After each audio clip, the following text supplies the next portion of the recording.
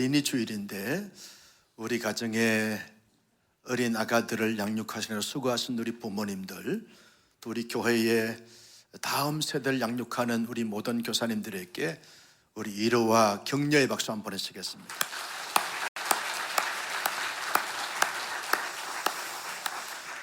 현대인들이 가장 선호하는 단어 5단어가 있다고 합니다. 가장 듣기 좋아하고 그리고 말하기 좋아하는 가장 선호하는 5가지 단어가 있는데 그 첫 번째 단어가 사랑이라는 것입니다. 여러분, 사랑이라고 하는 말은 할수록 좋고 들을수록 좋은 것이 사랑이라고 하는 단어입니다. 두 번째 단어는 평화입니다. 많이 불안하고 전쟁과 특별히 기근 속에 있는 나라와 민족들, 백성들을 보면서 평화라고 하는 이 단어, 또 평화가 얼마나 중요한지 실감하게 되었습니다. 세 번째 단어는 믿음이라고 하는 단어입니다. 믿음. 여러분, 불신 세상에, 불신 관계에 있는 이런 세상 구조 속에서 여러분 진정으로 믿고 온전히 믿을 수 있고 그리고 신뢰할 수 있는 이런 관계가 얼마나 필요하고 중요한지 모릅니다. 그래서 믿음이라고 하는 단어를 아주 선호한다는 겁니다. 네 번째 단어는 안식이라고 하는 단어입니다. 안식. 요즘 충분한 쉼과 또 재충전을 할 수 있는 이 안식의 처소가 잘 경험될 수가 없는 사회 속에서 안식이란 단어가 개인적으로 또 가족적으로 공동체적으로 안식처가 얼마나 필요하고 중요한지 모릅니다. 다섯 번째 단어는 희망이라고 하는 단어입니다. 희망. 내일에 대한, 앞날과 장래, 미래 세계에 대한, 영원한 세계에 대한 희망을 갖는다는 것이 얼마나 사람들의 실제 삶 속에서 중요한 단어가 되는지 모릅니다. 그런데 여러분, 이 5가지 단어가 현실적으로 사실적으로 경험되어질 수 있는 공동체가 있습니다. 그 공동체는 가정입니다. 가정에서는 그 세상에서 어디에서 찾아볼 수 없고 경험할 수 없는 진정한 사랑, 온전한 사랑을 가정에서 경험할 수 있는 거죠. 가정에는 관계성 속에서 참된 평화, 참된 이 평안, 참된 이 살롬을 이 가정 안에서 경험할 수 있게 되어지는 것이죠. 가정 안에서는 자연스럽게 믿음과 신뢰가 계속 이렇게 이루어지게 되는 것을 볼 수 있습니다. 부부 사이에 믿음과 신뢰, 부자 간의 관계성 속에서 믿음과 신뢰가 아주 잘 이렇게 이루어지게 되는 것을 보게 됩니다. 여러분, 가정은 안식처인 것이죠. 하루 종일 세상에서 이렇게 저렇게 시달리고 피곤해 지친 몸을 이끌고 가정에 가면 편히 안식을 취할 수 있는 보금자리가 되는 것입니다. 여러분, 가정에서는 우리의 자녀들에 대한 희망이 있는 것이죠. 지금보다 내일이, 올해보다 내일이, 그리고 먼 10년, 20년, 30년 이후에 하나님 앞에 존귀하게 쓰임받을 수 있는 그런 가능성을 가지고 희망을 품게 되어지는 것이 가정인 것입니다. 나는 우리 온 사랑의 성도님들이 이 가정의 달 5월달을 우리가 맞이하여 보내면서 사랑과 그리고 평화와 그리고 믿음과 안식과 희망을 마음껏 경험 체험하는 풍성한 아름다운 영광스러운 가정들이 다 될 수 있기를 예수님의 이름으로 소원합니다. 여러분, 하나님께서 가정을 이렇게 세우실 때는 분명한 이유가 있고 목적이 있습니다. 하나님께서 세우신 이 2개의 기관이 있는데 하나는 가정 공동체이고 하나는 교회 공동체입니다. 하나님이 친히 세우셨습니다. 하나님이 세우실 때는 분명한 이유가 있고 목적이 있는 것입니다. 그 첫 번째 목적이 뭘까요? 여러분, 하나님께서 가정을 세우셨는데 세우신 하나님을 온 가족들이 기억하고 그 하나님을 경외하고 영광 돌림으로 말미암아 그 영광을 거두시기를 원하시는, 기대하시는, 바라시는 목적과 의도가 있다는 것입니다. 또한 바울 서신에서 말씀하시기를 가정에는 가족 구성원들이 남편과 아내, 자녀와 부모들이 서로 사랑하고 존중하고 존경하고 경외함으로 말미암아 진정한 그런 행복과 기쁨을 마음껏 누리면서 이 땅에서 천국의 영광스러움과 천국의 그 행복을 마음껏 누리도록 하기 위한 하나님의 의도가 있고 목적이 있다는 거죠. 하나님께서 가정을 세우신 세 번째 목적은 생육하고 번성하여 땅에 충만하고 땅을 정복하고 다스리게 하는 하나님의 이 문화적 사명과 이 소명을 잘 감당하도록 하기 위해서 하나님이 가정을 허락해 주셨다는 거죠. 요즘 신생아들을 보기가 쉽지 않은데 하나님께서 이렇게 우리 온사랑교회 때마다 시마다 이 신생아들을 이렇게 보내주셔서 함께 헌하기도 하는 것은 얼마나 큰 복인 줄로 모릅니다. 바라기는 결혼한 우리 부부들에게 계속 출산의 복을 허락해 주시기를 주님의 이름으로 축복합니다. 가정을 주신 목적이라는 거예요. 목적이라는 거예요. 여러분, 이 네 번째 목적이 뭐냐 하면 이 땅에서 모든 가정들이 하나님을 잘 경외하고 하나님이 주신 복을 받아 누리면서 진정한 하나님의 나라를 경험하고 체험하는 이런 삶을 살아가는 가운데 더 많은 가정들에게, 더 많은 사람들에게, 더 많은 공동체에게 하나님의 나라를 확장시키고 하나님의 나라를 부흥케 하고자 하는 하나님의 의도와 목적이 있는 것을 보게 되었습니다. 여러분, 문제는요, 현대 많은 가정들이 하나님이 가장 이 목적을 두시고 가정을 세우신 것에 대한 관심을 이렇게 많이 갖지 못하는 것이 문제가 되고 있다는 것입니다. 나는 5월달 가정의 달을 맞이하여 보내면서 우리 온사랑교회 모든 성도들이 가정들마다 하나님께서 분명히 세우신 의도와 목적을 잘 파악하고 그것을 살아갈수록 멋지게 이루어가는 자신만대 그 모든 목적을 성취해가는 은혜와 축복이 넘쳐날 수 있기를 예수님의 이름으로 축복합니다. 예수님께서 공생의 사역을 펼쳐가실 때 여러분, 하나님의 나라에 대한 말씀을 선포하시고 놀라운 기적과 능력을 행하시면서 많은 사람들에게 관심과 주목의 대상이 되어졌습니다.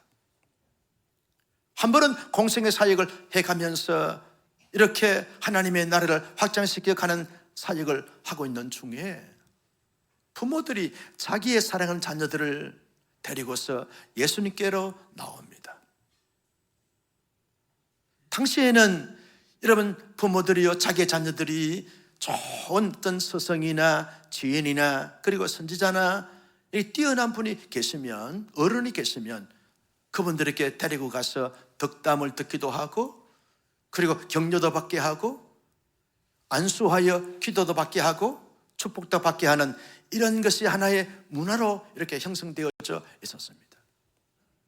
그런데 예수님께서 하늘의 말씀을 하시고 그리고 놀라운 능력을 행하시게 되니까 많은 이 부모들이 자기의 사랑하는 자녀들이 예수님께 데려가서 예수님께로부터 전해지는 덕담을 듣고 예수님께서 축복하시는 그 축복을 받게 하고자 줄을 지어서 자기의 사랑하는 자녀들을 데리고 예수님께 가는 것입니다. 부모들의 마음속에는 이런 마음이 있지 않겠습니까? 나보다 내 자녀들이 잘 되기를 바라는 그 마음과 소원, 그리고 그 예수님께로부터 좋은 말씀을 듣고 예수님께서 베푸시는 그 놀라운 축복을 마음껏 받아서 복된 생을 살도록 하게 하겠다는 이런 마음과 다짐이 있었기 때문에 여러분, 어린아이들을 데리고 가는 것이 쉽지 않지만 최선을 다해서 줄을 지어서 예수님께 아이들을 데리고 갑니다. 제자들이 가만히 보니까 줄이 끝이 보이지 않습니다. 수많은 부모들이 자기의 자녀들을 마치 경쟁이라도 하듯이 데리고 나오는 것을 보면서 제자들은 야, 이거 큰일 났구나. 예수님이 지금 일정도 많으시고 가야 할 길도 많으신데 어떻게 감당하지? 그리고 아이들이 보니까 시끌벅적 짜증을 내기도 하고 그리고 장난치기도 하고 문제를 일으키기도 하는 것을 보면서 이게 보통 문제가 아니구나. 그래서 제자들이 어린아이를 데리고 오는 부모를 향하여 꾸짖었습니다. 이 꾸짖다라고 하는 것은 호통을 치다, 야단을 치다. 그리고 모든 제자들이 하나같이 일제히 일어나가지고 썩 물러가라고, 아이들 데리고 집으로 가라고 왜 가지 않느냐고 소리를 치고 야단을 치는 이러한 의미를 담고 꾸짖고 있는 것입니다. 여러분, 부모들과 제자들이 실갱이를 합니다. 부모들은 데리고 가려 그러고 제자들은 물러가라 그러고 안 된다고, 예수님께로부터 가서 득담을 들어야 된다고, 축복기도 받아야 된다고 제자들은 물러가라고 막 실갱이를 합니다. 여러분, 제자들이 왜 어린아이를 데리고는 이 부모들과 아이들을 꾸짖고 야단을 치는 것입니까? 제자들은 그런 아이로 본 것입니다. 그런 부모로 본 것입니다. 여러분, 하나님의 관점과 하나님의 시선에서 아이들을 보지 못하고 문제 많은 아이들로, 사고치는 아이들로 보고 대했기 때문에, 그런 아이들, 예수님을 귀찮게 하는 아이들로 보기 때문에 물러가라고 꾸짖고 있는 것입니다. 제자들이 하나님의 마음과 시선이 아니라도 부모의 마음을 조금이라도 헤아려 줬다고 하면 아이들을 그렇게 야단치면서 물러가라고 소리치지 않았을 것입니다. 부모의 마음을 전혀 헤아리지 못하고 단지 자기들의 기준에서, 자기들의 입장에서, 자기들의 그 귀찮은 존재로 말미암아서 물리치는, 꾸짖는 이 제자들의 모습을 보면 어리석어도 이렇게 어리석을 수 없는 제자들이다 하는 것을 우리가 발견하게 되었습니다. 그 제자들이 그렇게 하는 반면에 여러분, 예수님은 어떻게 하십니까?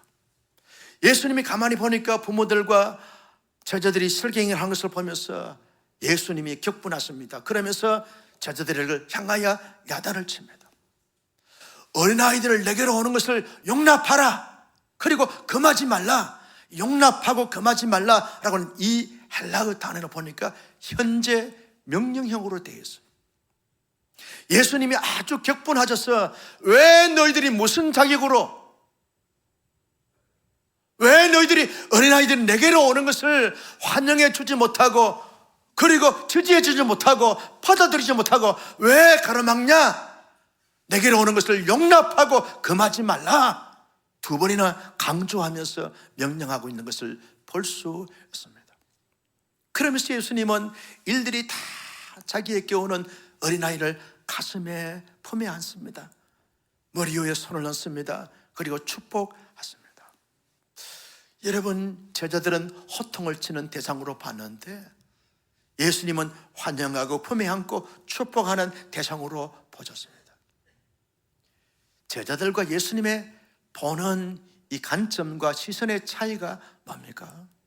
예수님은요, 어린아이를 보면서 저 어린아이 한 명이 문제 일으키는, 문제 만드는 그런 아이로 보지 않고 하나님의 형상을 따라 하나님의 모양대로 지음받은 하나님의 나라의 특성을 가진 하나님 나라의 백성으로 본 것입니다.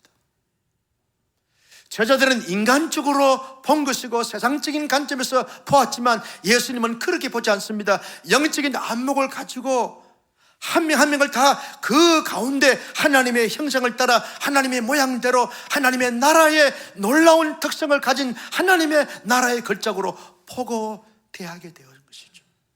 존귀함을 봤어요. 영광스러움을 봤어요. 하나님의 창조의 위대성을 가지고서 어린아이를 보니까 얼마나 반가운지, 환영해 줘야 되는지, 그 아이를 가슴에 품고 이루하고 격려하고 축복해야 될 대상으로 보게 되었는지 모릅니다.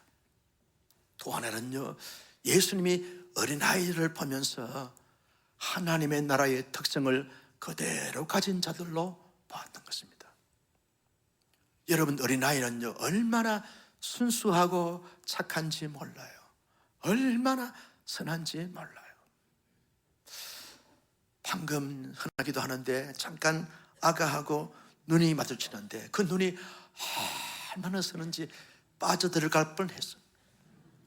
얼마나 그 순수하고 천진난만한지, 얼마나 그 눈동자가 아주 영롱한지 몰라요. 아주 어린아이는 순수하고 착하고 선함 그 자체인 것이죠. 여러분, 어린아이는 정직합니다. 가장하거나 포장하거나 꾸미지 않습니다. 있는 그대로 배가 고프면 앵앵 하면서 우는 것이죠. 밥을 달라는 것입니다. 그리고 설리를 하기 전에 빨리 엄마께서 내 뒤처리를 해주세요 그러면서 앵앵 합니다. 배고플 때 우는 거하고 뒤처리할 때 우는 거하고 울음이 달라요. 여러분 몰랐지요? 달라요. 울음이 달라요. 정직합니다. 있는 그대로. 어린 아가들이요, 엄마가 옷을 입힙니다. 옷을 입히면 입혀주는 옷을 그대로 입고서 놀고 시간을 보냅니다. 나 이 옷 싫어요. 다른 옷 입을래요? 그렇게 말하지 않습니다. 입혀주는 그대로 받아들이면서 순종합니다. 그리고 자기 엄마가 무명의 여인이라 할지라도 자기 엄마를 전적으로 신뢰합니다. 의지합니다. 왕비마마를 좋아하지 않습니다. 자기 엄마를 좋아합니다. 위대한 여성 좋아하지 않습니다. 자기 엄마를 좋아합니다. 엄마를 전적으로 믿습니다. 자기 아버지를 전적으로 믿고 신뢰하는 것입니다. 예수님은 이걸 보았어요. 어린이들의 그 모습 자체를 보면서 하나님의 나라의 백성들이 가져야 될 삶의 모델을 지금 어린아이들에게서 예수님은 보았던 것이죠.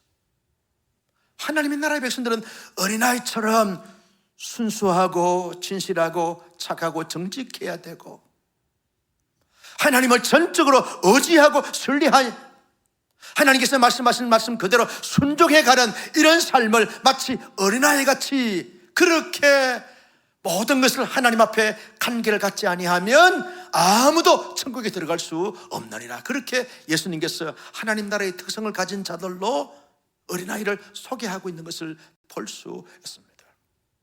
그러면서 하나님 나라의 특성을 가진 좋은 그런 본보기로 어린아이를 보시면서 그들을 환영하고 품에 안고 축복하면서 기도하셨던 예수님의 모습을 볼 수 있습니다. 여러분, 제자들의 보는 관점과 예수님이 보시는 관점은 확연하게 하늘과 땅 차이처럼 차이가 나는 것을 볼 수 있습니다. 나는 우리 온사랑교회 성도님들이 이 어린이 주일, 이 주일을 맞이하여 보내면서 예수님의 시선과 예수님의 관점과 예수님의 대하심이 우리 모두에게 넘쳐날 수 있기를 예수님의 이름으로 축복합니다.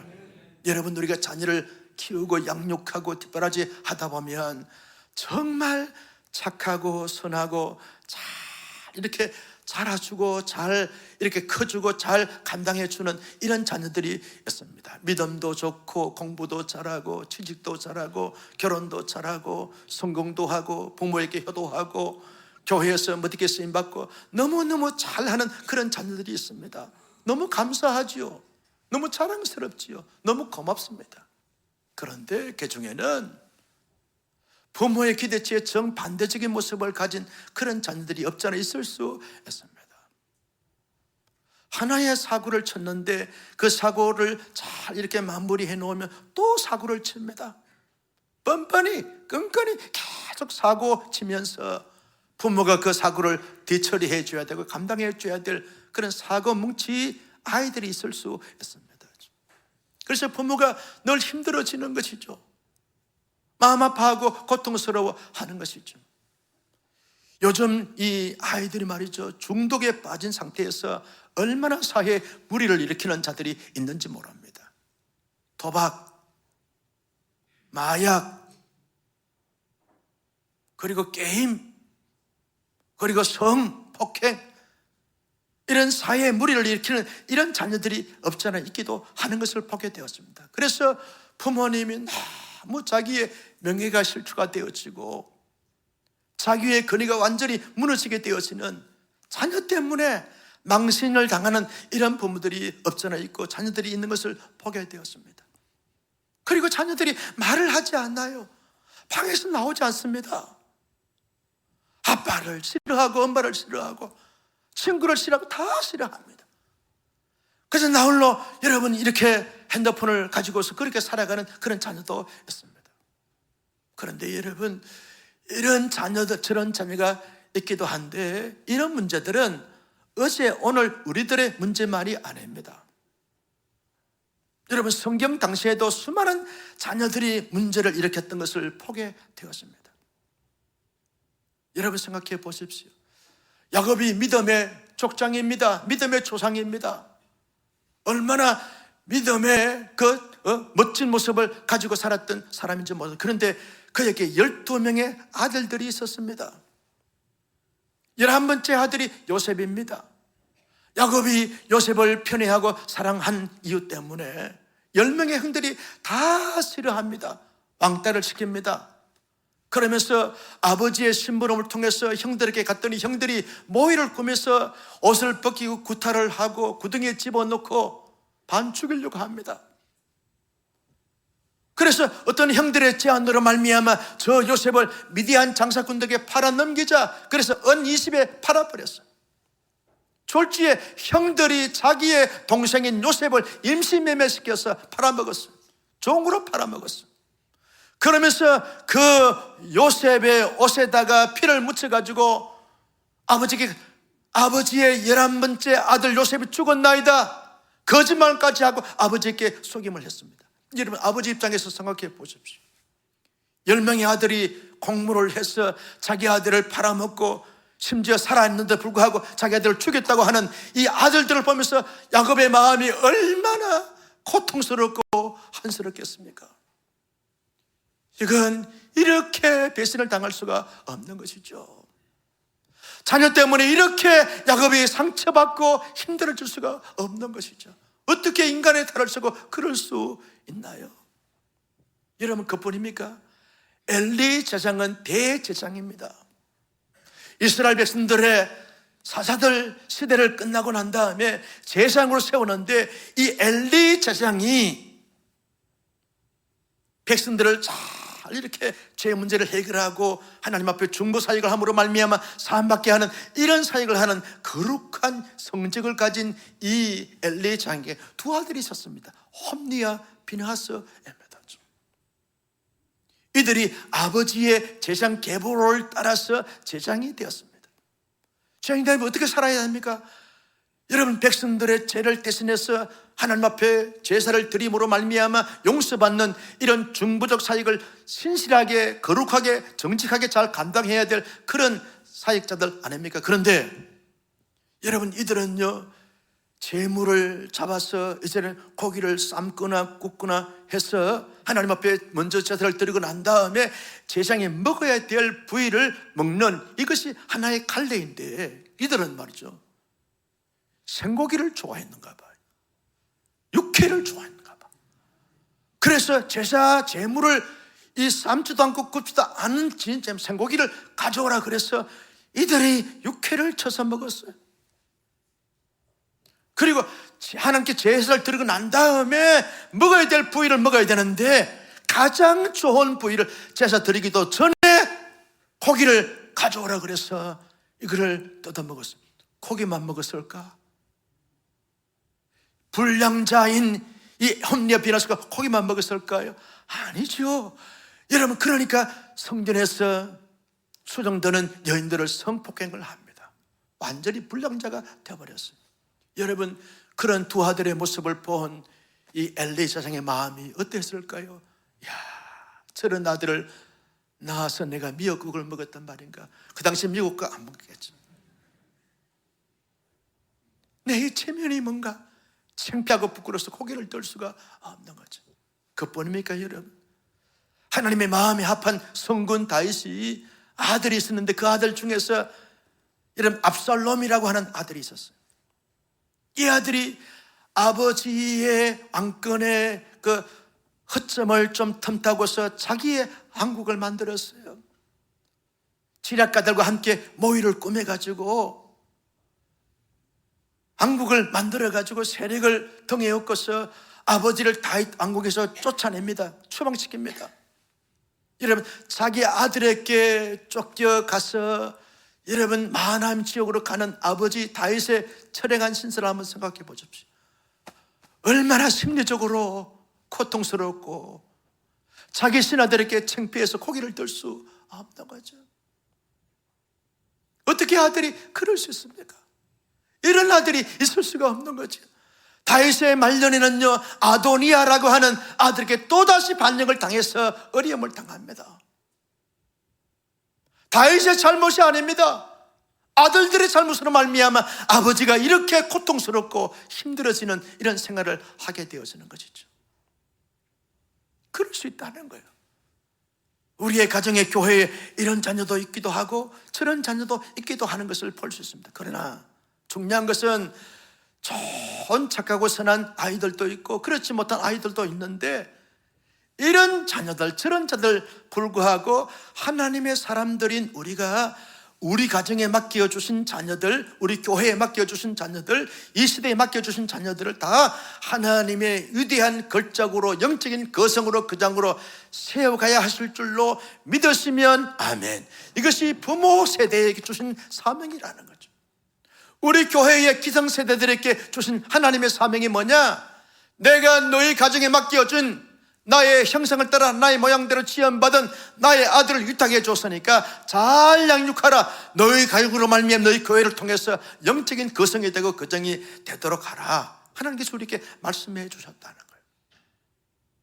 거예요. 5월달 가정의 달 어린이 주일을 맞이하여 보내면서 하나님이 우리 가정에 맡겨주신 어떠한 모습을 가지고 살아가는 자녀들 상관없이 하나님이 보내주신 귀한 자녀들, 여러분 우리 교회에 보내주신 귀한 자녀들을 영적인 거성으로 거장으로 잘 세워가는 하나님의 은혜와 축복이, 아멘 준비하세요. 예수님의 이름으로 축복합니다.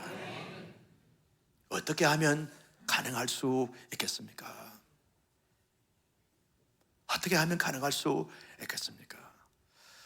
우리의 자녀들이 착하고 선하고 잘 살아가고 잘 감당해가는 자녀를 볼 때나, 그렇지 못한 그런 자녀를 볼 때나 상관없이 우리 가정에 허락한 자녀나 우리 교회에 허락한 자녀를, 모든 자녀를 볼 때마다 너는 하나님의 형상을 따라 하나님의 모양대로 지음받은 하나님의 위대한 걸작이다, 보고 대하는 영적인 안목을 가질 수 있는 하나님의 사람들이 되어져야 가능할 수 있다는 거죠. 따라서 합니다. 아들아, 크게 아들아, 딸아, 너는 하나님의 형상을 따라 모양을 따라 지음받은 위대한 걸작이다. 믿습니까? 보고 대하고 선포하라는 거예요. 너는 아무리 착하고 선해도 하나님의 형상을 따라 하나님의 모양대로 지음받은 하나님의 위대한 걸작이고, 너는 내게 근심이 되고 걱정이 되고 염려가 되지만, 그러나 그럼에도 불구하고 너는 하나님의 형상을 따라 하나님의 모양대로 지어본 하나님의 위대한 걸작이다. 늘 보고 대하게 될 때 존귀함으로 부모의 모든 역할을 감당해가면서 감당할 수 있게 되어진다는 거죠. 여러분, 부모의 기쁨이 된다고 해서 하나님의 형상을 따라 하나님의 모양대로 지음받은 걸작이고, 부모의 근심이 된다고 해서 하나님의 위대한 걸작이 아닌 것이죠. 모든 자녀들을 볼 때마다, 여러분 우리 교회도 다음 세대들이 여러 가지 많은 사고를 치고 사건을 칠 수 있습니다. 그럴 때마다 너도 하나님의 형상을 따라 하나님의 모양대로 지어봐 하나님의 위대한 걸작이다 보고 대하는 것이 교회를 통해서 그들이 하나님의 명품으로, 하나님의 거장으로, 거성으로 세워줄 수 있는 그런 역사가 나타나게 되어진다는 것입니다. 모든 사람들을 볼 때마다 그렇게 볼 수 있는 영적인 안목이 열려지기를 예수님의 이름으로 축복합니다. 두 번째는요, 진심으로 사랑해야 하는 것입니다. 진심으로 사랑해야 하는 것입니다. 여러분, 내 감정이 좋으면 사랑했다가 내 감정이 자꾸 다운되어지면 미워하고 증오했다가, 이런 것이 사랑이 아닙니다. 사랑은 가벼운 말이 아닙니다. 사랑은 해맑은 표정도 아닙니다. 사랑은 그렇게 쉽게 말할 수 있는 것이 아닙니다. 사랑의 깊이와 사랑의 넓이와 사랑의 풍성함을 알면, 아들아 내가 너를 사랑한다, 그렇게 쉽게 말할 수가 있는 게 아닙니다. 사랑은 그렇게 쉬운 것이 아닙니다. 사랑이 어떤 것이냐? 여러분, 사도 요한은요, 요한일서 4장 9절 10절 말씀에서 사랑은 이런 것이라고 말씀해 주고 있습니다. 먼저 9절 말씀을 보실 거예요. 시작. 하나님의 사랑이 우리에게 이렇게 나타난 바 되었으니 하나님의 자기의 독생자를 세상에 보냈으면 그로 말미암아 우리를 살리려 합니다. 우리가 영적으로 죽은 자들이었어요. 그런데 하나님이 우리를 살리시려고 영원히 찬송과 경배와 영광을 받으시기 합당하신 그 예수님께서 하나님의 보내심을 받아 이 땅에 오신 거예요. 하나님의 전부를, 하나님의 가장 소중한 것을 아낌없이 내어준 것, 보내주신 것, 이것이 사랑이라는 거예요. 사랑은 그래서 감정이 아닙니다. 사랑은 가벼운 입술의 고백이 아닙니다. 사랑은 자기의 모든 것, 자기의 전부를, 자기의 가장 소중한 것을 아낌없이 내어줄 수 있는 이것이야말로 진정한 사랑입니다. 현대사회는 사랑이 너무 가벼워요.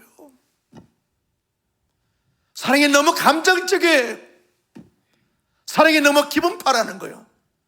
주지도 않으면서 사랑한다고 흉내만 내는 것이죠. 이건 의미를 넘어서 초롱인 것입니다. 진정한 사랑은 가장 영광스러워 가장 존귀하신 예수님을 아낌없이 내어주는 거예요. 이게 사랑이라는 거예요. 부모가 자녀를 사랑할 때 부모의 모든 것을 아낌없이 그 자녀를 위해서 내어주는 것, 이것이야말로 진정한 사랑 아닙니까? 이게 사랑이라는 거예요. 그 사랑을 받은 자녀가 왜 잘못된, 왜 그렇게 삶을 살 수 있겠느냐라고 하는 거지. 끊임없이 하나님께서 자기의 모든 것을 내어주시면서 사랑해 주신 그 사랑이야말로 진정한 사랑일 텐데 이 사랑으로 사랑해 보자는 거예요. 여러분 10절 말씀에 보면 더 귀한 말씀을 주시는데요. 같이 볼까요? 시작. 사랑은 여기 있으니 우리가 하나님을 사랑하는 것이 아니요 하나님이 우리를 사랑하사 우리 죄를 속하기 위하여 한옥제물로 그 아들을 내어 보내줘서 예수님을 이 땅에 인간의 몸을 입고 내어주신 것도 정말 귀한 사랑인데 그 하나님이 보내셔서 이 땅에 오신 예수님은 우리의 죄를 사하시기 위해서 한옥제물로 삼아주자 십자가에 모든 것을 다 내어주신 거예요. 우리가 뭐 예쁘다고, 우리가 뭐 잘났다고, 우리가 뭐 대단한 기대치가 있다고 하나님의 그 모든 것을 내어주신 거예요. 아낌없이 내어주신 거예요. 당신은 죽으시고 우리는 살리시고 이게 사랑이라. 사랑은 사랑의 대상을 위해서 내가 죽는 거예요. 그리고 사랑의 대상은 그 자를 살리는 것입니다. 이게 사랑이라는 거예요. 남편과 아내를 살리는 것, 이게 사랑이라. 자녀를 살리는 것, 이것이 사랑이라는 거예요. 이 사랑이 필요하다는 거예요. 여러분 착하고 말 잘 듣고 잘 사는 자녀들은 이 사랑을 원한 것이고 그렇지 못한 자녀들은 이 더 많은 더 깊은 사랑을 원하고 계신다는 거예요. 그래서 나는 우리 온 사랑교회 성도님들이 하나님의 그 풍성한 사랑과 영원한 사랑을 받은 하나님의 사람으로서 우리의 자녀들, 우리 교회의 다음 세대들을 위해서 아낌없이 내어주고 그들을 위해서 헌신하고 수고하고 희생함으로 말미암아 그들을 살려내는 진정한 사랑을 실천함으로 말미암아 위대한 거성, 거장, 명장, 덕장으로 세울 수 있기를 예수님의 이름으로 축복합니다. 마지막으로요, 여러분 우리의 자녀들이 우리의 다음 세대들이 영적인 거성과 거장이 되기 위해서는 예수님처럼 그들을 일일이 가슴에 안는 거예요. 그리고 이 손이 여러분 그들의 머리 위에 얹는 것입니다. 그리고 축복하는 거예요. 축복하는 거예요. 착하고 선한 아이들도 품에 안고 이하여 축복하고 기도하고 그렇지 못한 아이들도 가슴에 안는 거예요. 안고 이하여 축복하는 것이죠. 그리고 하나님 앞에 기대하는 것입니다. 내가 복을 베푼 이 자들이 장차 복을 받아서 얼마나 귀하게 쓰임받았을까 기대하고 기다리는 거예요. 그럴 때 그들이 위대한 걸작이 되고 명장이 되어지고 거성이 되어지게 되지 않겠습니까? 여러분 한 그루의 사과나무를 심어도 3년 4년을 기다려야 열매를 거둡니다. 하물며 여러분 우리의 자녀들이 끊임없이 우리가 마음껏 지지하고 축복하고 응원하면서 여러분 품에 안고 다 축복하면서 기대감을 갖는 것이죠. 그리고 기다리는 것이죠. 여러분 생각해 보십시오. 그냥 우리 막연하게 흘러가는 시간들, 이 시간들을 가리켜서 크로노스 시간이다 그렇게 말하게 됩니다. 그런데 어떤 사건을 통해서 의미를 부여하면서 그렇게 하나님의 역사를 경험케 되어지는 것을 가리켜서 카이로스라고 말합니다. 따라서 합니다. 크로노스, 카이로스. 이 카이로스 시간은 여러분, 이 아이들이, 부모들이 다 아이들을 데리고 옵니다. 데리고 오는데 예수님이 다 품에 안았어요. 전능하시고 만왕의 왕이신 하나님의 품에 안겼어요.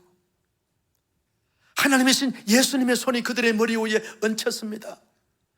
예수님의 육성으로 그들에게 축복합니다. 어떻게 그것을 잊을 수 있겠어요? 이 아이들이, 부모들이 자기의 아들, 딸들이 예수님의 품에 안긴 그 사건, 이 카이로스 이 사건을 어떻게 잊을 수 있겠습니까? 잊지 못하는 것이죠. 그래서 이들이 예수님이 나를 안아주시고 축복해 주셨다고, 그걸 먹고 자라는 것입니다. 한 시대에 그들은 다 영적인 거목에 있다고 거성이 되었을 거란 말이죠.